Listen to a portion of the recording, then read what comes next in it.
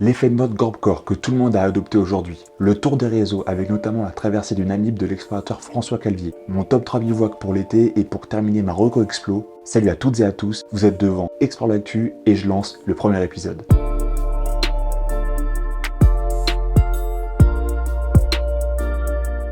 Explore l'actu, c'est ton nouveau format préféré qui va faire le récap de toute l'actu outdoor des dernières semaines, histoire de te mettre à jour sur les tendances, les infos et surtout pour te donner des conseils sur tes prochaines micro-explorations. Avant de commencer, n'hésite pas à donner de la force à ce nouveau format en likant et commentant la vidéo, afin d'augmenter sa visibilité auprès de nouvelles personnes. Allez, on commence tout de suite avec la news du camp de base, générique.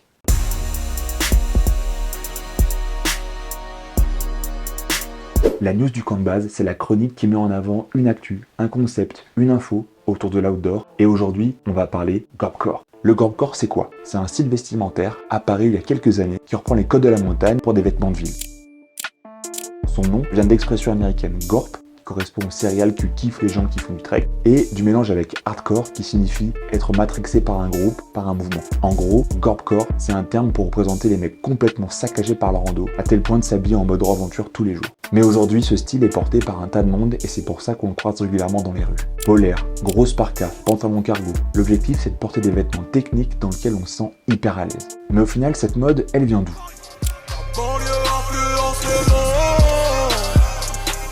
En gros, c'est un peu ce qui s'est passé. Forcément, à la base, cette mode, elle vient des États-Unis. Elle a été lancée dans les années 2010 et reprise notamment par les rappeurs comme A$AP Rocky, qui a débarqué en gros doudoune rouge et polaire lors de la Fashion Week de 2017. Ou encore Drake, qui lui était sapé en Stone Island lors de la Fashion Week de la même année. Si on reste en France, on a aussi tous en tête le clip de Jul en Y, sorti en 2015, qui sillonne Marseille en scooter avec sa doudoune quechua.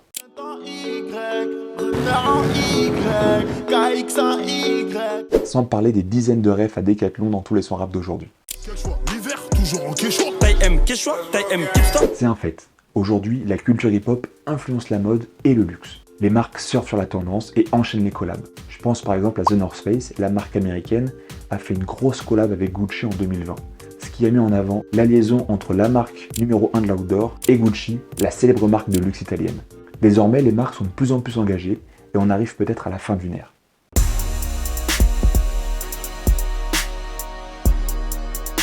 Comme son nom l'indique, dans le tour des réseaux, on va se faire un petit récap des dernières actus outdoor du YouTube Game et surtout mettre en lumière un ou deux projets qui m'ont tapé dans l'œil ces dernières semaines.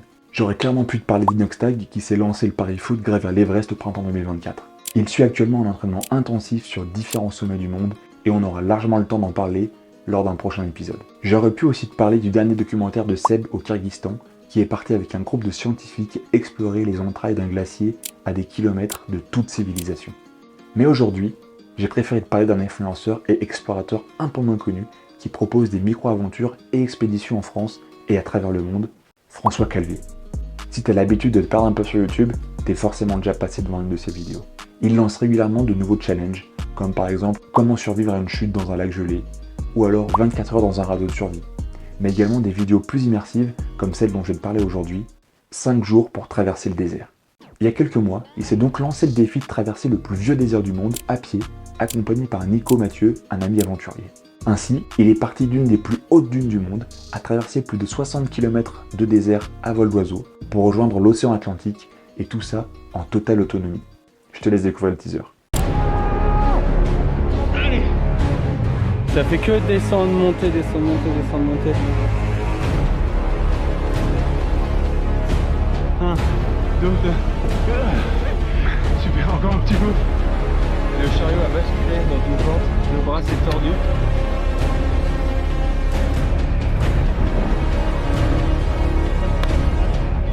Allez, les genoux, on avance. Corne Doris. 45 degrés. Comme tu peux le voir, à travers cette vidéo, François nous embarque avec lui pendant toute son aventure. On traverse les dunes à ses côtés, face à des paysages de fou, le brouillard, le vent, la chaleur, la fatigue, mais c'est surtout une bonne dose d'aventure et c'est pile ce qu'on était venu chercher. Si tu veux en savoir plus, je te laisse la vidéo en description, fonce regarder et dis-moi ce que tu en as pensé.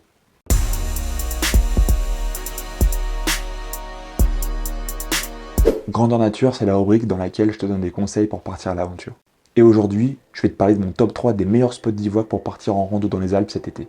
Je vais commencer mon top 3 avec le lac Bernard dans le massif de Beldon. Situé à 2000 mètres d'altitude, c'est le lac parfait si tu souhaites t'évader en pleine nature le temps d'un week-end. À moins de 2 heures de Lyon, c'est un coin paisible sous l'aiguille de Beldon, accessible en 3 heures de rando au départ de Champs-Rousse. Depuis le parking de Champs-Rousse, tu pars en direction du lac Robert. Une fois devant le lac Robert, contourne-le, puis prends la direction du refuge de l'Apra. Après une grosse heure de marche, tu tomberas sur le lac magnifique à l'eau cristalline. Plante la tente et profite de cette crique à l'abri du vent. Bien évidemment, je suis obligé de te parler du lac Blanc. La randonnée vers le lac Blanc, c'est la rando incontournable de la vallée de Chamonix. Pendant toute l'ascension, on marche à travers le massif des Aiguilles Rouges avec le Mont Blanc en fond d'écran. 2 itinéraires sont possibles. Le premier, passer par le téléphérique de la Flégère, afin d'éviter environ 2h30 de randonnée. Ou alors, pour les plus téméraires, deuxième option, partir depuis le parking ou le trait de champ et suivre les indications lac Blanc. Une fois devant le lac, on assiste peut-être à l'une des vues les plus belles des Alpes. Mais il faut savoir que le bivouac est interdit à proximité du lac Blanc. Donc moi, ce que je te conseille, c'est de poser le campement juste en dessous, au lac de Chaiserie. D'ailleurs, si tu souhaites avoir une vision plus globale de l'itinéraire, je te conseille d'aller regarder ma vidéo 2 jours face au toit de l'Europe, qui te fait un bel aperçu des paysages que tu vas rencontrer, du niveau de difficulté, et bien entendu, je te donne tous mes conseils et tous mes tips pour passer le meilleur des bivouacs. Le lac Blanc sera lui encore au-dessus, à quelques cinquantaines de mètres de dénivelé au-dessus, 50 ou 100 mètres. Et je vais terminer mon top 3 avec un lac bien moins connu du grand public, mais tout aussi beau. Je te parle là du lac de Tavanneuse dans la vallée d'Abondance. Situé à 1805 mètres d'altitude, le lac est un joyau de la vallée d'Abondance. La montée est assez raide et en plein cagnard, alors évite de faire l'ascension en pleine journée. Au départ du lac des Plaines et Abondance, c'est une belle boucle dans un cadre hyper sauvage avec 1000 mètres de dénivelé positif. D'ailleurs, pour ceux qui veulent, on peut partir avec la canne à pêche vissée sur le dos afin de tenter, et je dis bien tenter, d'essayer d'attraper une des truites qu'on voit sauter les soirs au tomber de la nuit.